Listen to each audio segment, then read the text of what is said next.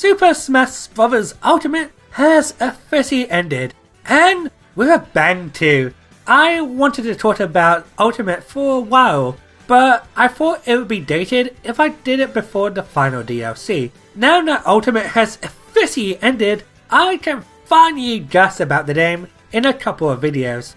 We have over 80 fighters, the largest in any fighting game, only being beaten by Budokai Tenkaichi 3, but that has a bunch of variations of other characters and randos. While multiplayer mode is king in the series, I enjoyed the classic mode a lot. Classic mode has been in every Smash game, though with a lot of changes throughout the series. 64, Mini and Brawl was like the traditional arcade mode. 3DS had branching paths, which was a neat idea to add variety, and Wii U was clearly the worst one, with a bunch of random 8-player matches. My absolute favourite version of the arcade ladder is the latest one from Ultimate, as each fighter has their own unique route. There are a few of them I didn't really care for, like Falco's or Yutaro's routes, but a lot of them are very creative, being referenced around their home series or around characters specifically. So in this video, I want to talk about my 10 favourite classic mode routes. These will be judged on how creative the routes are, the references in their own series, and character, along with other Easter eggs, especially if it caters to my taste and how much fun I had to play with them. So with that, let's start with number 10. One of my favourite inclusions in the single player mode are the variety of bosses that were included. Prior games always ended with Master Hand, so it was nice to include more. Crazy Hand and Digger Bowser debuted in Mini and are back to Rumble. Gallium also makes a return from Brawl, but newcomers include the Demon King Ganon, Count Dracula, Marx, and Raphaeus. It was a surprise seeing some of these bosses for the first time in the World of Light mode. While the majority of the cast at least fight one of these bosses in their classic route, only one fights them all, and who else than the big boss of Final Fantasy VII himself. Unlike the rest, Sephiroth is the only one who doesn't fight any playable fighters. When Sephiroth was announced as DLC Fighter Pass number 8, his presence in his reveal trailer showed him being as the slayer of the final boss and a huge threat to the rest of the fighters. They even made a big deal with him with the limited time Sephiroth challenge, showing his final boss status, so it's fitting for him to fight all of them at once. Boss rushes, especially mandatory ones, are a pet peeve of mine, since a lot of time it feels like it's there for either tradition or to slow down the pace of a campaign, but here it feels like it was treated with care, and someone like Seth would be that guy to show his dominance towards Damon's greatest villains. I did wish there were more bosses included in Ultimate like Eggman, Mother Brain or Medusa, but I like the ones included. His final fight with the hands is fitting with his theme, the one-winged angel in the background, showing that he is indeed the boss. Let's go old school with this one. While Mr. Damon Watts has something similar, fighting against retro characters, I think the execution works better with Pac-Man. Pac-Man goes against all the main heroes that have appeared on the NES in order of appearance. Round 1 goes up against the Mario Brothers and Donkey Kong in 75 meters, and I like how DK is tied red to match his original sprite. Round 2 goes up against Duck Hunt Duo, and what is unique about this fight is that there is no music, playing with only the sounds of the ducks in the stage, like how the Duck Hunt game didn't have any music during gameplay. You then fight the Ice Climbers and Rob in the Veteran Crew stage. Round 4 includes all the NES heroes that debuted in 1986, playing the original rendition of the Zelda theme. Young Link is here instead of Adult Link, as he closely resembles the original. Round 5 includes Little Mac, Mega Man and Solid Snake in the boxing ring, playing the Mega Man Retro medley. While Punch-Out debuted in the arcades in 1984, this version of Mac appeared in the NES version that came out later. Metal Gear originally debuted on the MSX in 1987 in Japan, but it did get a NES port soon after. The penultimate match is against Marth, Dr. Mario, and Kirby in the Dreamland stage, who all appeared at the end of the NES, or in Marth's case, the Famicom. Pac-Man is one of the few characters that fights against ScHlAuChi at the end, and out of all the bosses, the Count makes the most sense, being the oldest boss. This theme just makes perfect sense for him, and I think any old school NES fans would have a field day with this one. Spoilers for the ending of Earthbound, so skip to the next segment if you want to avoid spoilers. This one is titled Home to Onett, and is a reference to the finale of Earthbound, as once you defeat the final boss, you have the freedom to explore Edoland until you enter Ness's home in Onett. Ness's chassis route has him travel backwards to Onett to mirror the area order in Earthbound, starting in the Magic Taunt stage where he encounters the blue version of himself, which is supposed to represent a younger version of him that appears in Magic Taunt. The next fight is kind of an oddball since it doesn't reference any area from his home game, but he does fight Eutis in Newport City from the sequel Mother 3, so I suppose it makes sense. Next is the fight against a bunch of mobs in Fourside, which references the time Ness and Jeff fight a bunch of sentry robots in Fourside to save Poria. The next fight is in Gerudo Valley, is meant to represent Dusty Dunes Desert, and the fight after is in Luigi's Mansion that is supposed to represent Freed. The fight in Luigi's Mansion is against a couple of Dark Toon-Yinks, who are meant to be the zombies you encounter in the area. But if Steve came out in the base roster, the zombie ult would have been a better option. Still a good reference, especially since all the assist trophies summon Jeff, who becomes playable during the zombie invasion. The penultimate match is against Villager and Isabelle in Onett. They're supposed to resemble the Sarks that are causing mayhem in the town, as well as the wild gods you encounter. Only Starman is able to summon in this fight, which is a callback to the Starman you encounter at the beginning of the game. I would say the only weakest part of this round is the match against Master Hand, as I think Marth or Mewtwo would have been a better pick, with Marth being an alien and Mewtwo who mirrors Didus from Earthbound Beginnings. What I enjoy about Ness's route is not only paying homage to his origin game, but also that it fills out its tenor story of Ness missing home, which is something not many classic routes do. There is one though I prefer using a similar method. Similar to Ness's route, DJ tells a little story of him and his little buddy Diddy travelling to New Dawn City, with each stage meant to represent the current you're chasing. The third stage is a fight against Diddy, and then the next stage is a fight against King K. Rool with Diddy by your side. After the first match, Diddy becomes your permanent partner, like how in Donkey Kong Country you control two cons. After K. Rool's defeat, the rest of the matches are now 2v2.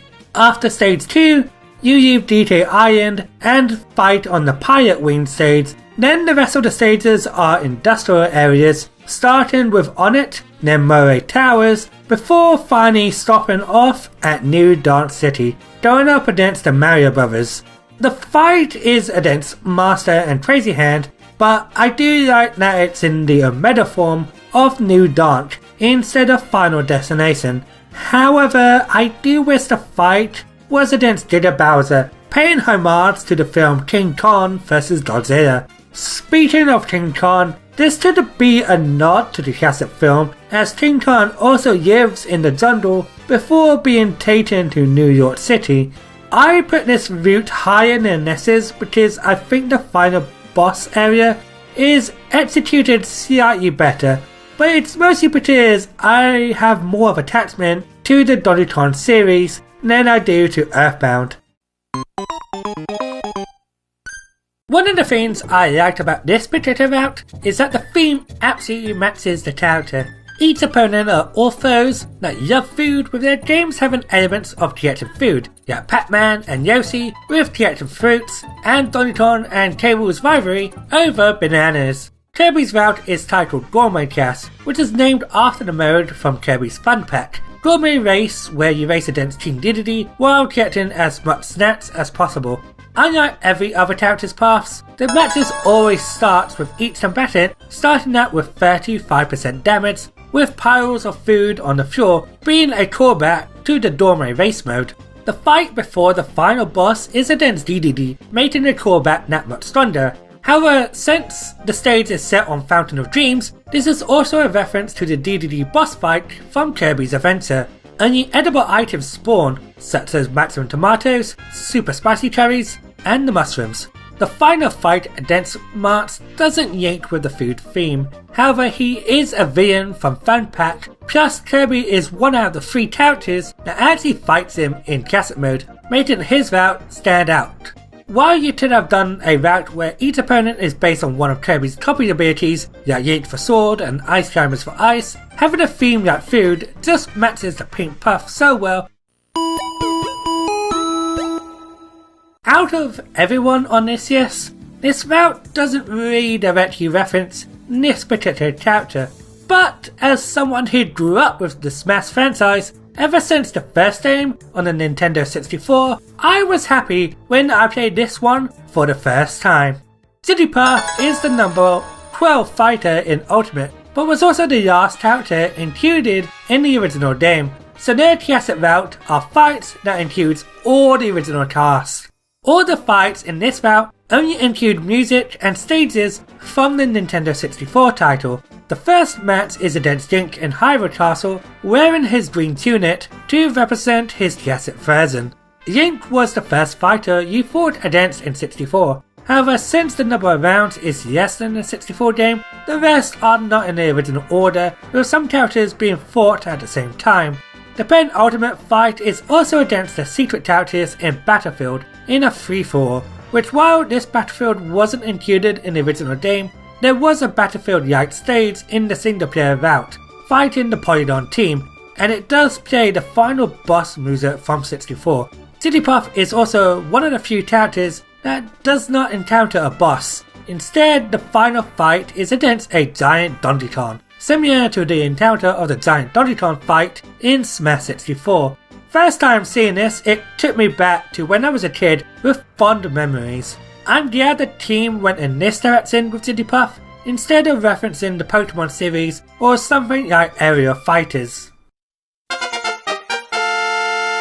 So far, I've only included one DLC fighter in this list. Let's change that.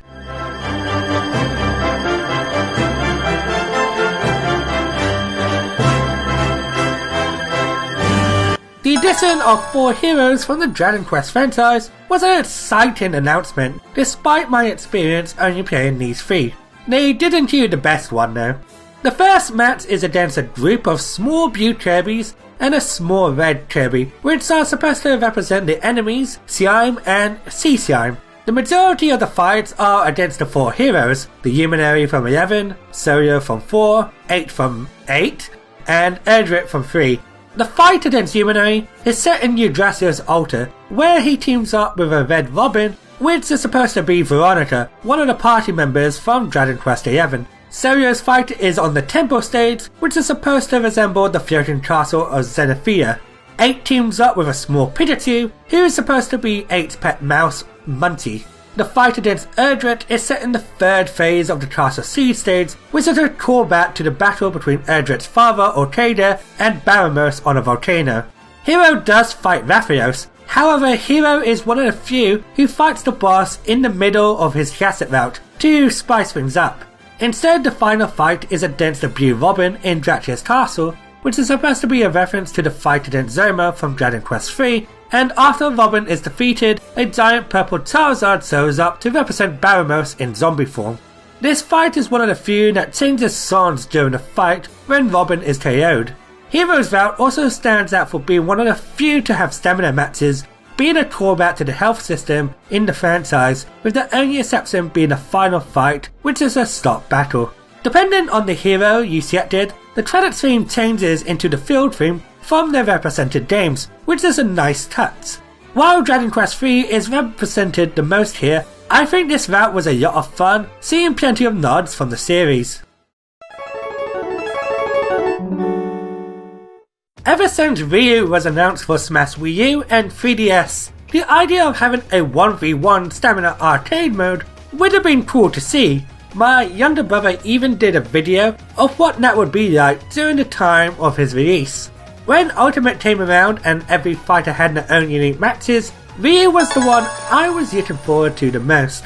While eventually some of the DLC fighters had their own stamina battles, Ryu was the only one in the base roster to have stamina fights, being a callback to the Street Fighter battles. Items are also disabled, sticking true to his origin games.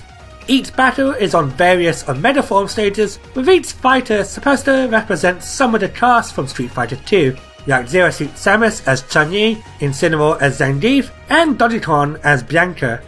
Ryu is one of the only two fighters who has his bonus minigame in the middle of his route, similar to the bonus rounds being before the fights against Balrog and Vader, who are represented as Yetomat and Meta Knight. While the majority of the fights are mostly nods to Street Fighter 2, the final fight against the Hands is a reference to the M. Bison fight from the dramatic battle modes from the Alpha series, where Ryu teams up with Ken.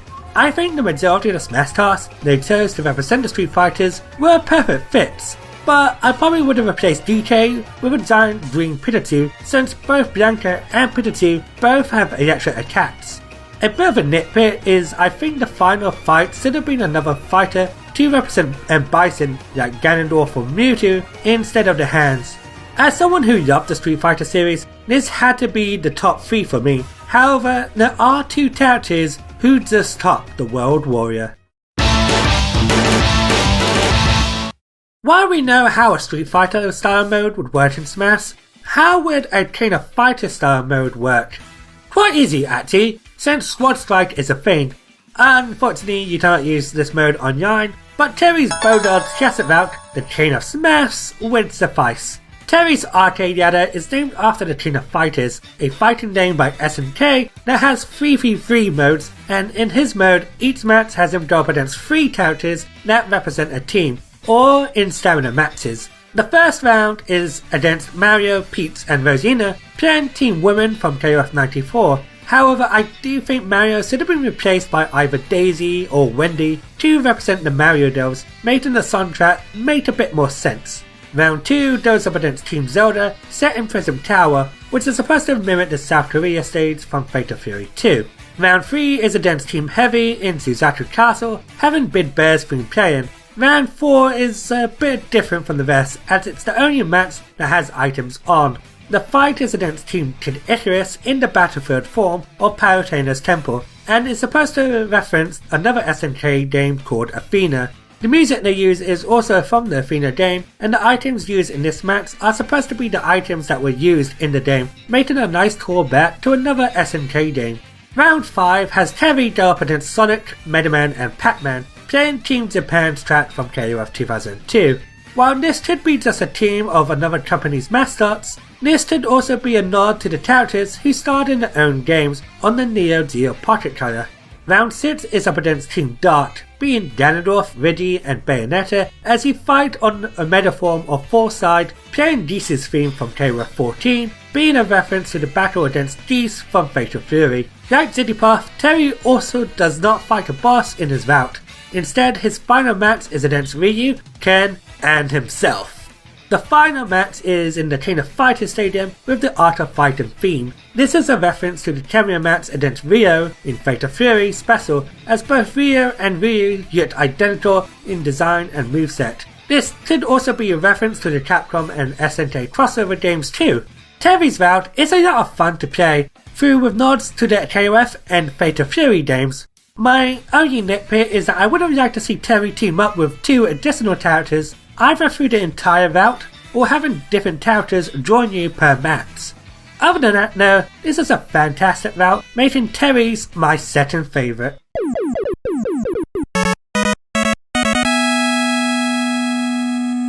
Out of all the characters, the Super Fighting Robot is my absolute favourite, and out of a lot of the franchises represented in Smash, Mega Man is indeed one of the strongest, especially in the music department. A majority of his opponents represent various robot masters, the Ice Hammers being Iceman, and Captain Falcon as Quickman. Like Ryu, Mega Man has his bonus stage in the middle, and then the 2 fights afterwards are meant to represent 2 bosses from the Wai Fortress. Like Hero, he also fights a boss earlier than the rest of the cast, and in his case, it's against Gaiam, who is supposed to mimic the Dutch tank from Mega Man 2. He also goes up against a bunch of Mega Men in a horde battle, similar to the boss rushes he has around the endgame, but it's also a callback to the Copy Robot from the first game and the hologram Mega Men from Mega Man 3. The final fight is a tribute to the final boss encounter in Mega Man 2, where you fight Dr. Mario, and like Hero's final battle, the music changes during the match, as when Dr. Mario is defeated, Mewtwo spawns out, who is supposed to be the alien at the very end. The Japanese version of his cassette route translates as The Mystery of Dr. Mario, which is a reference to Mega Man 2's subtitle called The Mystery of Dr. Wai. His route is pretty much perfect. However, my only nitpick is that I think Ivysaur should have replaced DK as Woodman. When I dove back to the single player mode, this is one I definitely dove back to, especially as someone who loves the classic Mega Man franchise. While I do have a few nitpicks with this mode, such as some of the routes not being that great, as well as a lot of them ending with the hands and wishing for more bosses, the ones that are good are really good, putting a lot of love and care with plenty of Easter eggs, and I do hope this idea comes back in a future title. Let me know some of your favourites in the comments below. Until then, keep on smashing.